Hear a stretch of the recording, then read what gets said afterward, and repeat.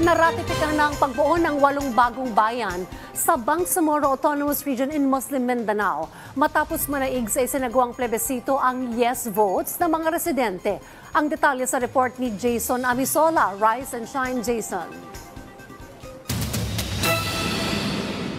Pinaboran ng mga residente ng Special Geographic Areas o SGA sa Bangsamoro Autonomous Region in Muslim Mindanao o BARM ang pagsasagawa pa ng 8 dagdag na mga munisipalidad sa kanilang rehiyon.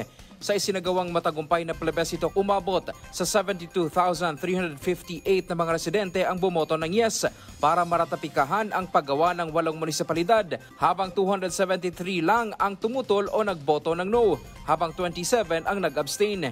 Ayon sa Commission on Elections, nasa 89,594 na eligible na mga botante, 72,658 ang nakilahok, kaya umabot sa 81.10% ang overall voter turnout. Kasunod ng ratifikasyon, ang bagong 8 munisipalidad ay ang mga sumusunod.